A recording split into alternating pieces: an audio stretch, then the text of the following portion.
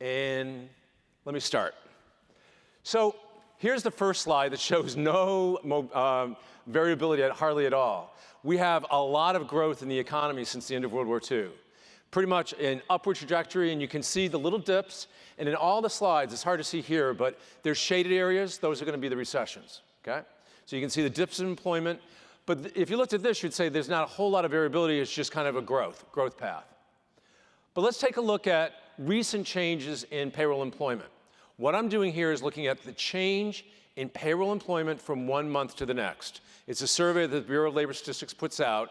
It's the first Friday of every month, or nearly so, where they put out the unemployment rate and the change in payroll employment.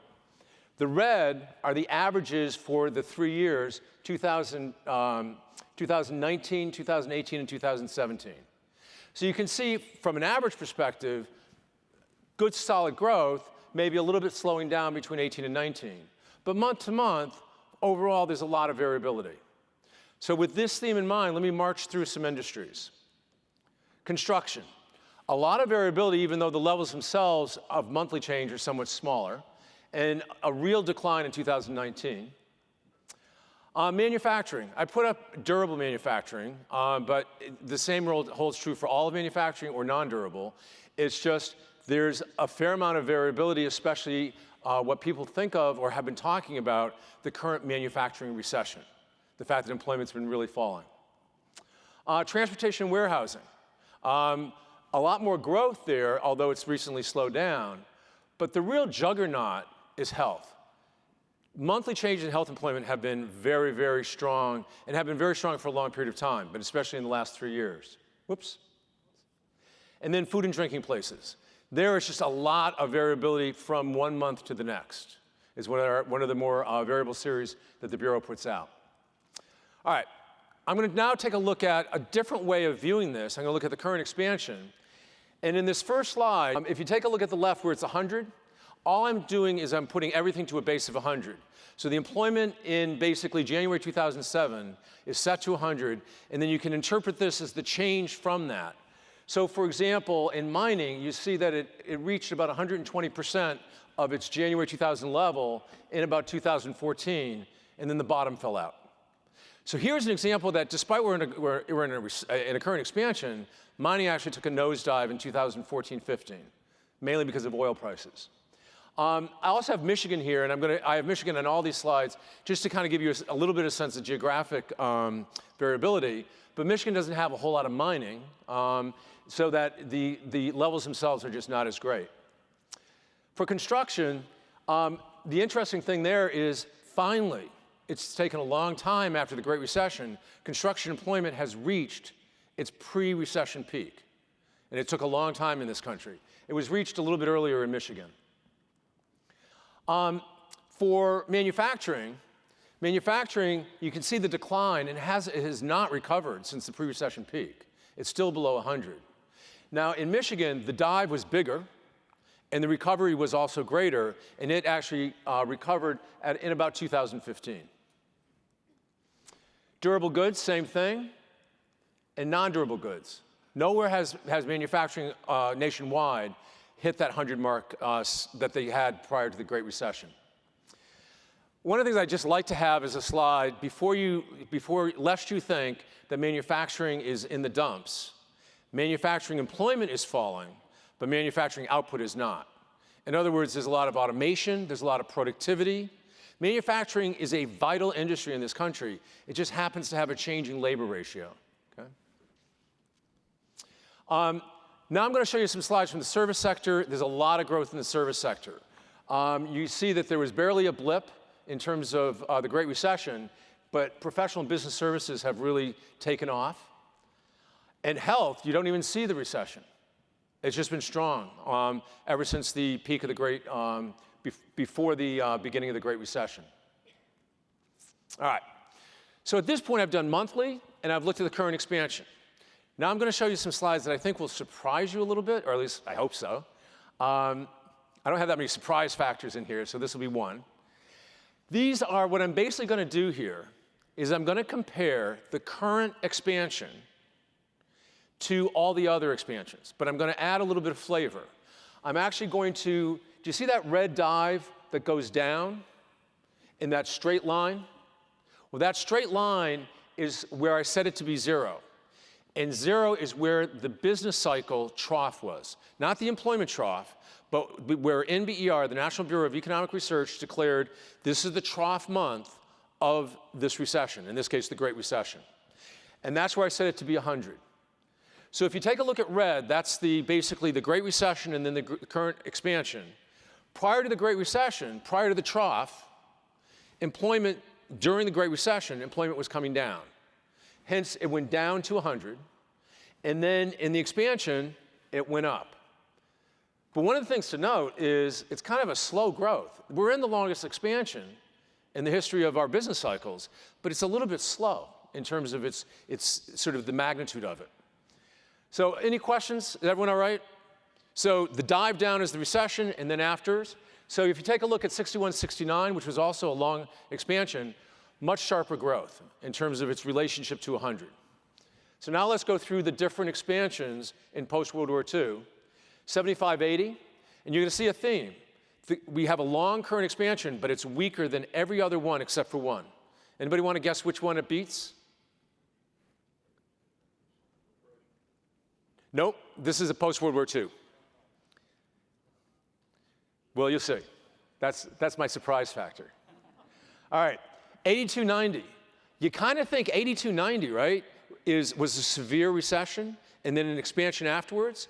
And the expansion is greater, but the dive down in red was steeper in the Great Recession than it was in 82, 81, 82. Even though unemployment rates really rose quite a bit. 91 to 2000 still beats, it's almost the same, but it still beats it. That's the one we beat. The current expansion beats 2001, 2007. That's the only one. Okay. All right. Now, I think John may have been a little nervous when I told him I had 140 slides. I don't actually, I have about 60. But the way that these themes go is I will develop the theme and then I'll march through the slides after I explain the first one, okay? So we're gonna take a look at a different series, a different notion of variability called, it's called JOLTS. Are you familiar with JOLTS? It's the Job Openings and Labor Turnover Survey. It's put out monthly by the Bureau of Labor Statistics. And what it measures is, in this particular case, you have that shaded area, which is the recession. It measures, in this case, this is the number of people, so it's in thousands, the number of, on a monthly basis, hires and openings. Now, hires are the hires over the month. Just, you go to a payroll company and you say, how many people have you hired over the month? Openings are the openings on the last day of the month. It's a one-day concept. So mathematically, they're not quite in sync, but they follow trends. But look at the openings. Openings exceed hires. To me, that is a sign that the labor market is having trouble finding workers. We're at very low unemployment rates, and the openings exceed the hires because companies are having a hard time finding workers relative to how hard a time they probably had during the Great Recession, which was not hard at all. If there was a job, there were a lot of people applying for it. But really, during this expansion, hires, openings have begun to exceed hires.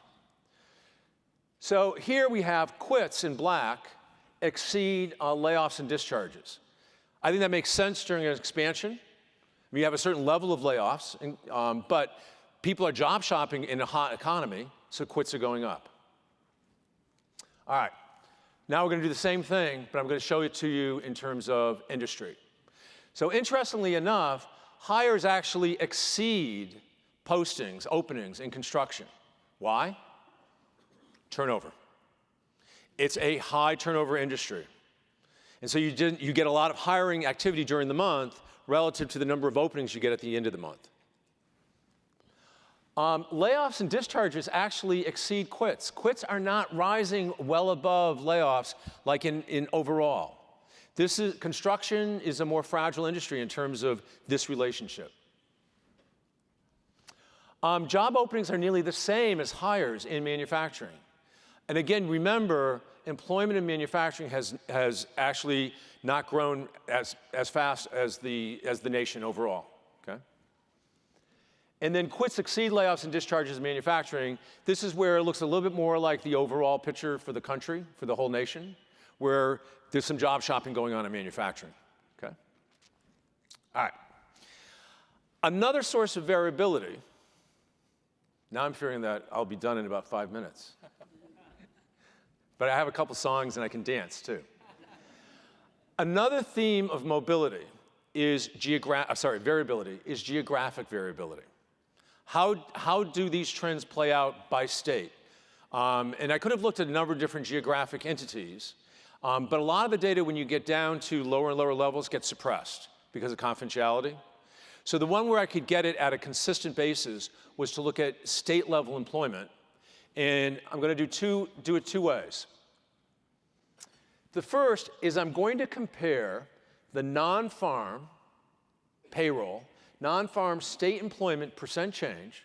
So this is in each state. But I'm going to take the peak employment month prior to the Great Recession, and I'm going to compare it to the trough employment month with the Great Recession.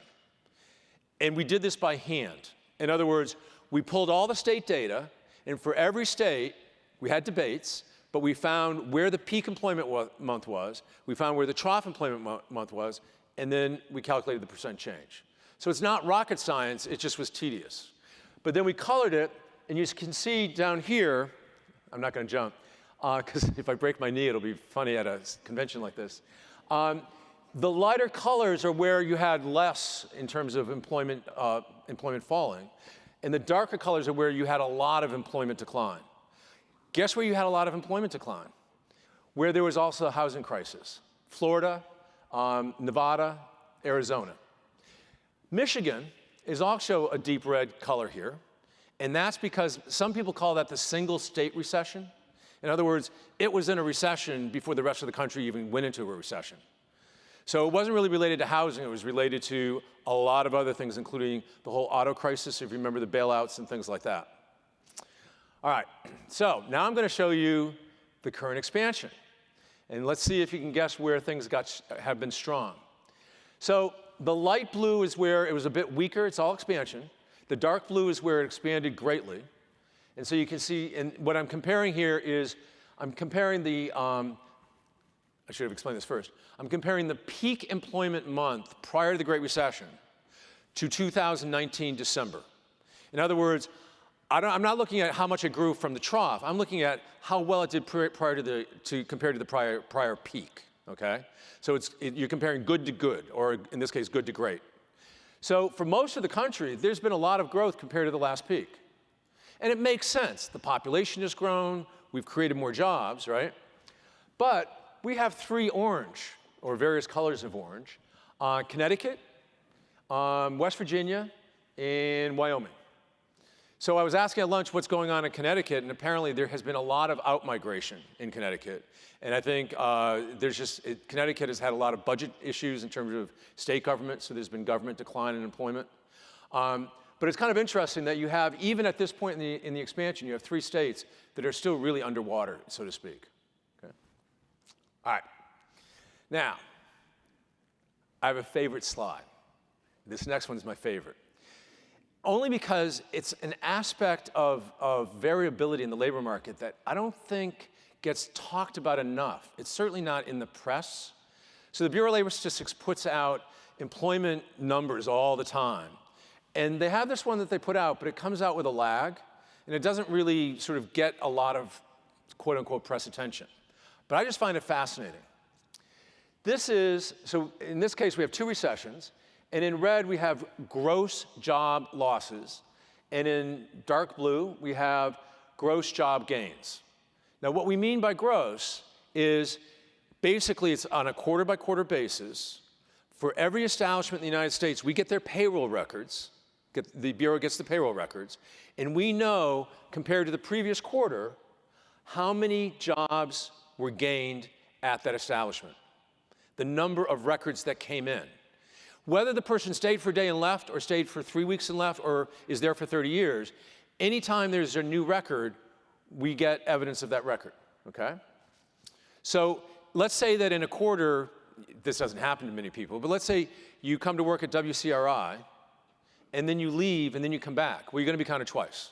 In other words, it's all the job gains in the entire country by quarter over the last several years. So all those slides I showed you in the beginning, those payroll changes, those were net changes. In other words, it's taking the employment level on January 1st, the employment level on February 1st, and subtracting the two. It's ignoring all that, those gains and losses that can occur during the month, okay? So if you take a look at the box, in 2019 quarter two, the net change in employment was 182,000. And that's very similar to the kind of charts I showed you at the beginning, where payroll change was 200, 190, that kind of thing. But supporting that 182 was, in an economy, there were gross job gains during that quarter of 7.6 million. And gross job losses of 7.4 million. For a net change, I didn't put the digits out that far, but for a net change of 182,000. That's a ton of variability, a ton of hiring, a ton of people leaving. This is a very dynamic economy that supports, the only thing that we usually look at in the press are the net changes. But these gross changes show a lot of the variability that occurs. Okay, so with that in mind, that's total private. Now I'm going to show it to you for the industries. I'm sorry. I'm going to show this. This is a subset of this. These levels, the levels in this chart are like in that 7.5 million range, okay? In this chart, they're in the 1.5, 1.7 million range. These are limiting the sample to only firms that are opening, new firms, and firms that are shutting down. So it's about 1.5, 1.7 of that 7 million, which is pretty healthy. In other words, this is new establishments that didn't exist the previous quarter. The difference are just firms that expand, current firms that hired more, okay? Or firms that contracted. All right, mining. So in mining, remember how mining took that dip in around 2015? Where you can see gross job losses exceeding gains. Construction. Gross job losses you can see the turnover here. There's a ton of people moving in and out of construction all the time. No wonder the hires exceed the openings, okay? And for manufacturing, it's actually a little bit more like the normal. Big jumps during the recession of job losses, but now the gains very closely, but they exceed the losses, okay? All right. So now I've done the sort of industry route. Now what I want to do is I want to talk about people. And I want to tell you about education. I want to tell you about labor force participation. And I want to tell you about unemployment. Is that for the whole session? No, that's till we start taking questions. Oh, good. Okay. I couldn't tell if I should slow down or speed up. Okay. All right. We're actually doing very well on time. I could have added another 20, 40, 30, 150 slides. All right. My mother always told me I talk way too fast. So am I talking too fast? I got one yes. Keep it up. All right. Okay. All right. Again, what I'm trying to do is explain that first slide carefully so then the others will then follow, okay? If you want me to go back to any, just start yelling at me. All right. What you have here is I'm comparing 1994, blue, to 2007, yellow, 2019, red. What I did is I went to a survey called the Current Population Survey. That's a survey that gives you the unemployment rate every month. It's about 60,000 households, about 130,000 people. And we find out from these people, it's nationally representative, we find out from these folks a lot of information, including their current level of educational attainment. Making the assumption that people are still going to school up to the age of around 25, and I know it varies, the traditional break is to say, let's take a look at educational attainment for all those who are ages 25 and older. That for the most part, most people have completed their educational attainment by that age. Obviously not everybody, but most. So what is interesting here is that in the nation, in 1994, 18.7% of individuals had less than a high school diploma. That's pretty big. By 2019, that had declined to 9.8%. So if you look at this overall, and I tried to have the arrows tell the story, Basically, less in high school and high school has declined. I'm not saying the numbers have declined, I'm saying the percent of the total. So if you take a look in 2019, the percent of folks that are less in high school or high school, that percent has fallen. The population has grown, so the numbers are still higher, right? But the percent has fallen. And what's taken its place are those with an associate degree, and especially those with a bachelor's degree. Interestingly enough, some college no degree has not taken off. That's been remarkably stable. The some college no degree is a tough category because until about 3 years ago, the Bureau did not have any data on alternative means of getting sort of certified. So instead of an associate's degree, a lot of people go to a community college and get a certificate. They may get a certificate from the college institution, or maybe a training program by industry that's at the community college, or other folks can have a certificate from just industry groups, okay? The some college no degree can include those, but we don't, until recently, we haven't had any information on that, okay? All right, so that's the educational attainment of the population. Without showing you slides, because I don't have them, these findings are essentially the same for males, females, for blacks, and for whites. So if I showed you all those slides, you would think I was just repeating the slide each time. It's pretty much the same trends. Hispanics, what you'll see is Hispanics have made a tremendous amount of progress in terms of the dropout rate. Look at that dropout rate, though, in 1994, 45%, compared to 18% in the nation overall. So there has been a lot of progress, but the less in high school is still 27.7%. That's huge. The progress there has been also matched by more Hispanics graduating from high school. Now again, these are 25 and older, so it's likely that these folks graduated from high school and didn't go on, unless they chose to go on like in their 30s, that kind of thing. That includes, the high school graduate includes GED.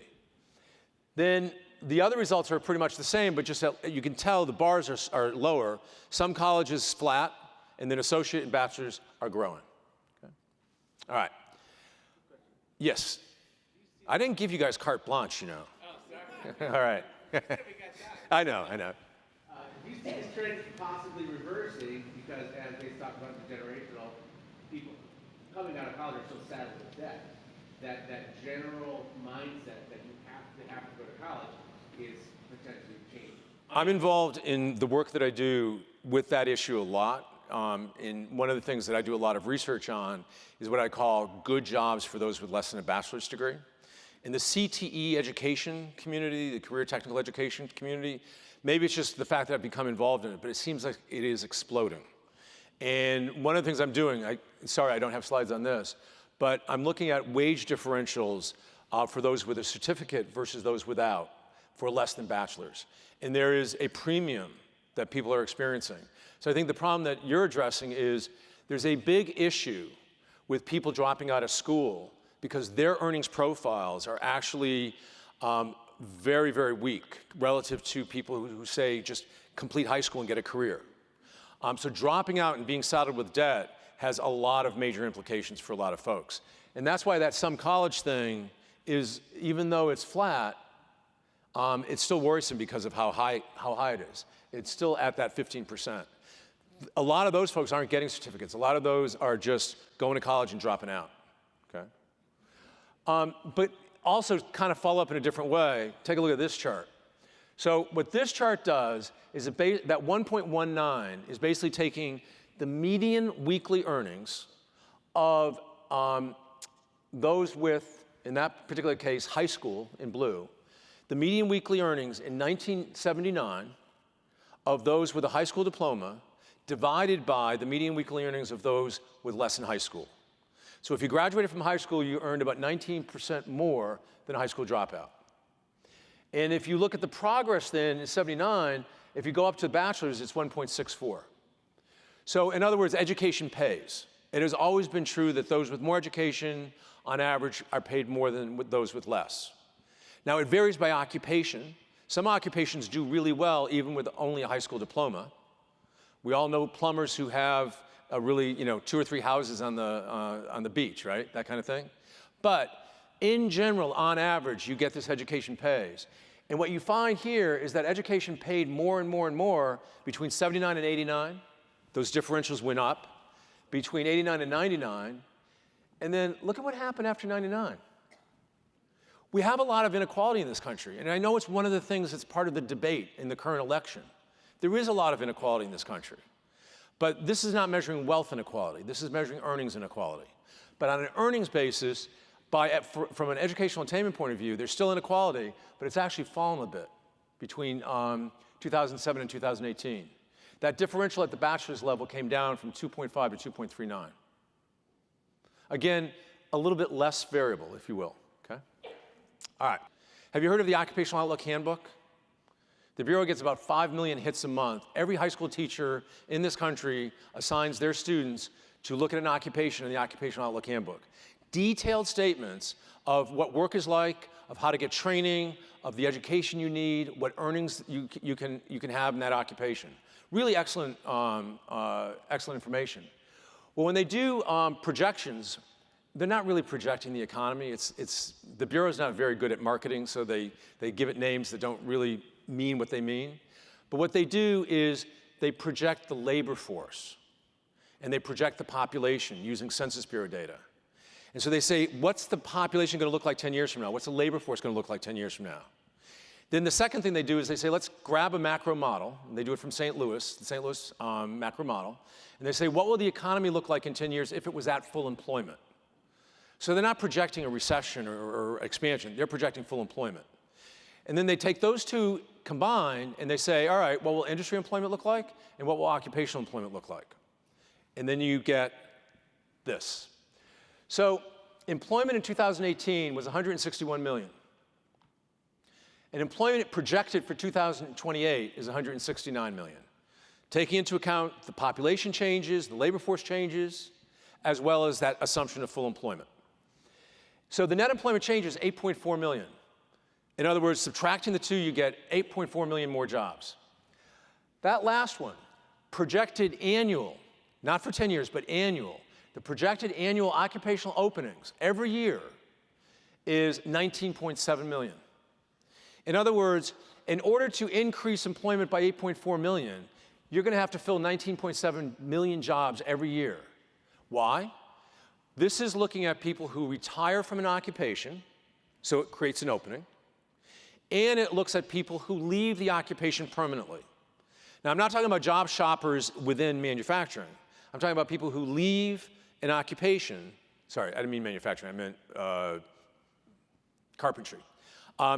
People who leave an occupation permanently, okay? So that's a pretty big number. So for a net change of 8.4, you've got to get 19 million jobs. Well, how does this play out then by occupation? Remember healthcare? The industry was growing like gangbusters. Turns out healthcare is one of the biggest occupations that are projected to grow. Over 1 million jobs over the next 10 years. But the annual employment change, just to fill the jobs that open up, is 650,000. Now, take production. Remember how manufacturing is going down, right, in employment? And the net employment change projected for the 10 years is minus 430,000. Pretty steep decline. But despite that fact, you're going to have to hire 1 million people every single year to fill the openings from people who retire. It gives a different, to me, it's a pause moment, because it gives you a different idea of, gee, yeah, manufacturing employment is going down, but there's still job opportunities. There's still good jobs in manufacturing. And with the wave of retirements from the baby boomers, well, if we ever retire, and I'll get to that in a minute, there's going to be a lot of job openings, okay? All right. So this slide here, this is one of those, somebody said, you're really going to make them work on this. I said, okay, I'll color it and I'll put in circles. The blue are all the folks that are less than an associate's degree. So it's less than high school, some college, post-secondary degree award. This is from the projections data. And what I'm doing is, the circle one is where I just have the annual openings. So just to replace people who retire and leave the occupation. And then what I do is I just do the cumulative distribution, adding those up. And so among all those degrees less than an associate, the openings account for 78.2% of total openings. And not to repeat myself, but that's huge. That's a lot of openings that are covered by people with less than a bachelor's, which is one of the reasons I'm very interested in that as a research topic. Okay? All right. Another aspect of labor markets and people is labor force participation rates. And the stunning feature of labor force participation rates is how much they have fallen since the end of the Great Recession. And even they started falling as we entered the Great Recession. So there's a whole bunch of articles that came out around 2014 examining this phenomenon. And what they attribute this to is they say about 50% in their models, about 50% of the decline that you see following the Great Recession, 50% can be accounted for by demographics. In other words, the aging of the baby boomers. And I'll show you a slide on that in a minute. But basically, baby boomers, as they get older, they still work. It's just their labor force participation rates are lower than when they were younger, okay? And it's driving this down. But there's another demographic at play here, and that's the younger kids. However, what's really interesting is that what causes the other 50%? And you just had the panel on opioid use, for example. That's had an impact on labor force participation rates. I'm going to show you some suggestive charts at the very end that, for me, part of the decline in labor force participation rates is that people are leaving the labor force more often, and they're staying in their jobs for shorter amounts of time. In other words, there's more movement, there's more dynamics. And if people are moving in and out of the labor force more often, and you do a survey, and that survey catches people at a point in time, guess what? The labor force participation rate that you capture is going to be lower because there's more people that are moving in and out more quickly. All right, so let's see if we can show at least some of that. Look at 16 to 19-year-olds. Their labor force participation rates have fallen dramatically well before the Great Recession. And I think this is partly because kids are in high school writing their college essays because they want to go to college because somebody said that you had to, right? And they need to discover a new molecule or a cure for something in order to get into college. They don't have time to work. And the opportunity cost of an hour of work is much higher today. And even when you're going to school, I'm sure there's a lot of parents that say, what do you mean you're going to work at McDonald's while I'm paying $80,000 a year for your college education? No. You're going to study. So labor force participation rates, especially among those enrolled, have fallen. For us baby boomers, okay, boomer, labor force participation rates have been rising since the mid-90s. Slowly, but they've been rising. So labor force participation rates would have fallen even further had the older folks, if their labor force participation rates had also fallen. But somewhere in the mid-90s, they started coming back in. Why? We're living longer. We have a taste for employment. I mean, there's a lot of different reasons. We don't want the millennials taking our jobs. We're going to stay in the jobs as long as we can. All right. For women, from the end of World War II, women have been engaged in the labor market at increasing rates. Now, this is a whole subject of a lot of different articles in terms of what's the impact of, say, having a baby and then coming back into the labor market. What's the wage penalty? All that kind of stuff. But the basic fact here is that participation rates rose steadily at the end of World War II until mid-90s, and they kind of have stopped rising. They've been flat. Again, about 50% of that seems to be the demographics of baby boomers. Okay? Here is where it gets interesting. This is the labor force participation rates of prime-age males. Prime-age males have been falling, the participation rates. And there's a lot of folks are doing a lot of research, including myself, as to why their participation rates have fallen. Now, truth in advertising, my scale here is 80 to 100, so I wanted to make it look a little bit more dramatic for you guys. If I had the scale from 0 to 100, it would look like a slow line. But nonetheless, it has fallen from a peak of 98% to, I think it's hit as low as like 88%. Okay? All right. I have 2 topics left, 6 minutes, so I'm right on time. Unemployment variability, and then I have my last surprise charts for you, okay? All right. So this is just, you probably have seen this chart many times. This is the unemployment rate. The unemployment rate went way, way up during the Great Recession. Now you'll see a lot of economic theories continue rising even after the Great Recession's over. It's part of that momentum, if you will. Not everything's a coincident indicator. Some things are lagging indicators, for example. But it's come way, way down. So we've made a lot of progress in the current expansion. And we're at, what is it, 3.5%, I think was the last unemployment rate? So we've made a lot of progress as an overall economy in terms of expansion. Now, the employment growth rates have been a little bit lower than all the other cycles, but still, it's been a fairly healthy expansion. But one of the features of the Great Recession that is remarkable compared to all other recessions in the post-World War II era is the increase in long-term unemployment. People who are unemployed 27 weeks or more it grew. So in purple, you have 2007. So just before the Great Recession, about 17.6% of the unemployed were unemployed 27 weeks or longer.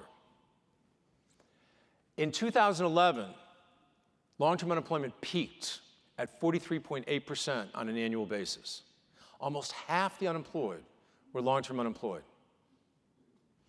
So how does this variability play out? Well, and now look at 2019. It's still not at the pre-recession level of 17. It's at 21.1. So how does this play out by different demographics? Well, one of the things that I'm actually starting some research on right now is the impact of the Great Recession on older workers. Instead of 43% for older workers, men 55 plus and women 55 plus, more than half were long-term unemployed in 2011. 55% and 53.5%. For whites, the percentages were about the same as overall in that 41, 42, 43 range. Okay? For blacks, it was 50%, which is the peak that they reached. And for Hispanics, it was 40%. So for Hispanics, it was actually lower than the overall nation. Okay? All right. So, final surprise. I do have this thesis that part of what's driving the variability in the labor market in terms of individuals is that people are going in and out of the labor force a little bit more quickly. So to get some data on that, what I did is I took a look at data that's called the National Longitudinal Survey data. And this is really special data. In 1979, the Bureau interviewed a group of kids ages 14 to 21. And they've been interviewing that cohort of people every year or every 2 years, it's now in a 2-year cycle, since 1979. And the Bureau has, for every one of those individuals, we know for every week of their lives, from that point forward, whether they were employed, unemployed, or out of the labor force. We know if they're in school, we know if they're married, how many kids. We know a ton about these folks. We also know when they got training. So if you're interested in something, one of the things that's beautiful about the National Longitudinal Surveys is you've got the essential conditions of cause. You have the precondition, the condition, and the post-condition. In other words, if somewhere in their lives they got training, I know for that person all the things they were doing up to the point that they got training, I know when they got training, and then I know how they did afterwards. So I could look at the impact of training on wages, for example. So all I'm doing here with this beautiful set of data is if you take a look at the green line is for the 79 cohort. They were ages 25 to 30 in the years 1983 to 1996. In other words, it was that cohort of 14 to 21-year-olds. They aged. I think somebody said in that session, somebody said I get a year older every year when I come back, whatever. They aged, right? And when they did, at some point in time, they turned 25 to 30 in the years 83 to 96. So I took just that whole group, and I said for every week between the ages of 25 and 30, what proportion of this cohort were employed? And it's in that almost somewhere between 85 and 90%. Does that make sense? All right. Sorry, I didn't mean to torture you with that explanation, but it's setting up because it's important. If you take a look at the 97 cohort, it's a different cohort. They were ages 12 to 16 on December 31st, 1996. They became ages 25 to 30 in the years 2006 to 16, during the Great Recession and after. Their probability of being employed in any given week is consistently, between 25 and 30, is consistently lower than the other group. Something has changed. So that's employment. What about being unemployed? Here, the blue line exceeds the green. The 97 cohort has a higher probability. Ooh, I'm in negative numbers now. I went overtime. Sorry. I remember in high school I was on the debating team, and I remember this one kid, he didn't know how to time. You know, you're just supposed to show, you know, that you're over. He got up and he yelled at me and he said, "Stop." And I was so like shocked, I just stopped talking and sat down. But that's not going to happen today. All right, so the 79 cohort has a lower probability of being unemployed in any given week. The 97 cohort has a higher probability. So how do you think this plays out with being out of the labor force? So the labor force means you're either employed or you're looking for work, unemployed. So if you're not doing either, you're out of the labor force, and voila, the 97 cohort has a higher probability of being out of the labor force in any given week than the 79 cohort. What, to me, this debunks is the idea that you have all these millennials that are living in their parents' home, in the basement, playing video games, and not going to work ever, ever, ever. That's not what's going on. I think what's going on is that everyone's working, no, or not, lots of folks are still working like they have been. It's just they leave their jobs a little quicker, they stay out of the labor force a little bit longer, and they're unemployed a little bit more often. And I think that is part of what's driving that other 50%, that decline in labor force participation rates, that is not explained by demographics. And with I owe you 1 minute and 42 seconds. That is it. Thank you.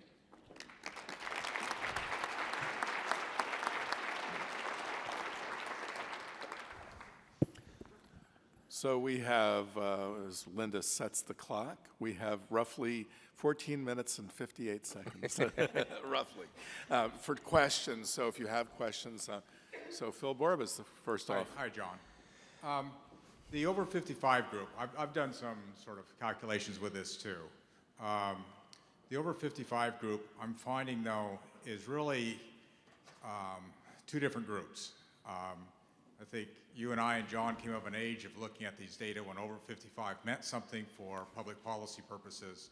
And I'm finding that really it's starting to tip. In fact, fewer are going into that group than used to, because as the baby boomers age in, there's not as many coming in.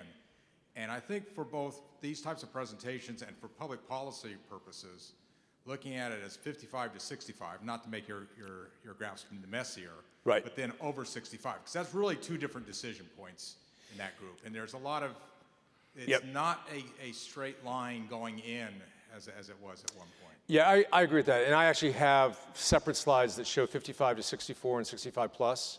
The trends in terms of the mid-90s with labor force participation rates starting to come up a bit, that's also true for those two underlying cohorts as well. But your point's well taken. At some point, the baby boomers were born between 46 and 64, and oddly enough, they were 46 to 64 in 2010. And at that point, they started entering those traditional retirement ages. And as they do, as the wedge starts disappearing, the entrants into that 55 age group are going to get thinner and thinner, relatively speaking. Yeah, I mean, my concern has as much to do with what you're trying to do with public policy purposes too, is that saying something about people over 55 means something different, meant something different 30 years ago than 65 and over. I totally agree. Yes. Go back and forth. Okay. You mentioned that with a college degree, your earnings are higher. has anyone studied that net of student loan debt? So I've seen some studies on that. So the short answer to your question is yes. I don't have the citations in my head in terms of how people have. It's mainly folks that have been working with Department of Education data.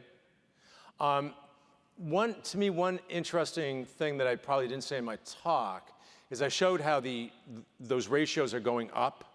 You know, the medians of, say, bachelors to less than high school, or even bachelors to high school.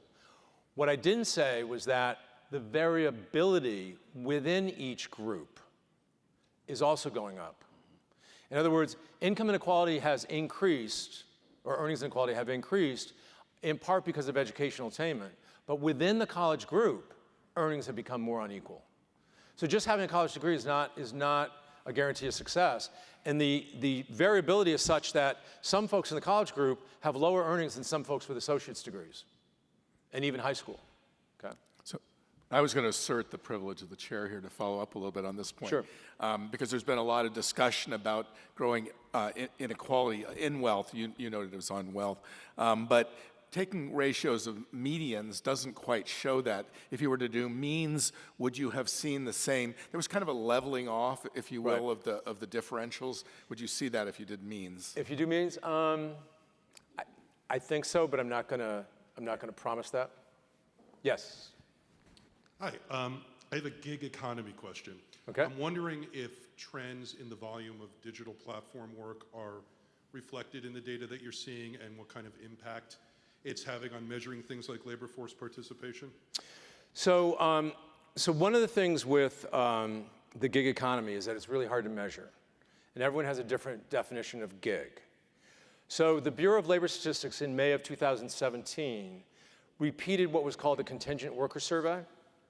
And this is a survey that had previously been done in 2005, 2003, and 2001. I think it was in '99. It's what they call reimbursable activity. In other words, somebody had to pay for it. The Bureau didn't have its own money. So that's why it didn't do a survey for so many years, because no one had the money to pay for it. So after all those years, they did a repeat of that survey. And what that survey was measuring was not gig. It was measuring contract employment, temporary help employment, independent contractors, and it was a version of informal work. I'm forgetting the name of it. Freelance work. And what they did in the 17 survey is they added a couple of questions to try to get at, quote, gig. So one of the questions was, was your work arranged by a platform? So think Uber driver. The other question was, do you do your work on a platform, like, say, Mechanical Turk? Okay. And unfortunately, the questions bombed. I mean, they did their best to try to come up with good questions. They tested them in the field, et cetera, et cetera. This is just a hard concept. They had surgeons who said that they were gig workers because they used an app while they were doing surgery, all right? So they were actually able to go through all the verbatims and figure out which ones seemed like true gig work, and then redo the estimates. Consistent with about everybody else in the world, what they're finding is that gig work is there, but it's still very small. So I think overall, the impact has been small. The other thing that I think is really important about gig is that for the most part, gig workers, it's their second job. It's not their primary. Now, a lot of folks have 5 or 6 gig jobs. We know, everybody knows somebody who does that. But for the most part, these are wage and salary workers who also have, quote, a side gig. So it becomes kind of an income supplement, if you will. But I don't think, so as a result, I don't think it's had a tremendous impact on labor force participation rates, which was, I think, the heart of the question. To the person who is no longer there, like the last session. Yes? Hi, Mike. Given the ridiculously low unemployment that we're fortunate to have. Fine, yes. Yeah, but could you comment on how and even if the 4 decades of stagnant real wages play into this at all? Yeah, so obviously there's differentials that are occurring within the wage structure, the wage distribution on the basis of educational attainment, like I mentioned. But overall, yes, real wages have not necessarily shown the same kind of gains as we've had with sort of the macro variables of showing recovery from recessions. Part of that, I think, is there's been a bit of a divide that has occurred between wages and compensation. I think that's one aspect of this. In other words, part of the lack of wage progress is partly reflected over the fact that compensation costs have gone up. Yep. But I think another aspect is productivity. Now, productivity is notoriously hard to measure in certain sectors, like in the service sector. But I think there's been a bit of, in general, as an industry becomes more productive, there are rewards to that productivity. And those rewards usually go to labor, capital, and future investment, or R&D. And increasingly, I think part of those productivity gains have been shifting a bit away from wages and more towards capital, partly because of automation, but also just sort of capital investment, not automation that's taking jobs away, but automating production processes, as well as pouring a lot more into R&D. So when you put a lot of money into driverless cars, for example, that's going to have an impact on the revenues, how you're spending the revenues that you take in on the basis of wages. Yeah, the thing that was concerning me more was the tremendous rise in the cost of healthcare. Yes. And without a commensurate rise in wages. Right, to pay for it. Yes, and if you take a look at, John mentioned my prior role running prices, if you take a look at CPIs for the elderly, which are not pure measures, they're just CPI prices for the nation, but they're weighted by the expenditures of the elderly, okay? So what it doesn't reflect is the CPI for the elderly doesn't reflect the stores necessarily that the elderly shop at or the items that they buy. But nonetheless, we do have from a separate survey consumer expenditures by age group. And what you see is that it's not only the health costs, but the health costs that are absorbed by the elderly, for example, are much higher in terms of inflation rates than you have for other cohort groups. So it's not even evenly distributed as well. Yes, sir. A quick question. In your education slides, you took the opportunity to break out the Hispanic community. Yes. From the rest of the workforce. Were there any other areas where that might be a worthy exercise? And then for those of us who are in states who may have a disproportionately large number of Hispanic employees, is there anything that we can learn from that? Yes. So I'm actually doing a similar kind of study for the state of Michigan. And so you do get state variation that's not necessarily reflective of the nation. So in Michigan, what is very, very noticeable among all the groups, but at different rates. In other words, it differs for blacks and whites. I didn't have those separate slides because the trends nationally were pretty much the same for the other groups. The some college no degree is huge, is really big in Michigan relative to, and has increased by quite a bit relative to what's going on in the nation overall.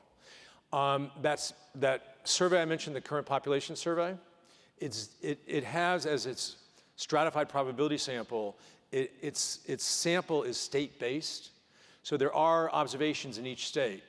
Not every state is representative, but, well, actually, every state is representative, but the level of detail depends on the size of the sample in that state.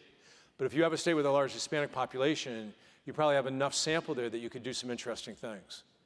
Thank you. Sure. Everything that I presented here is publicly available data.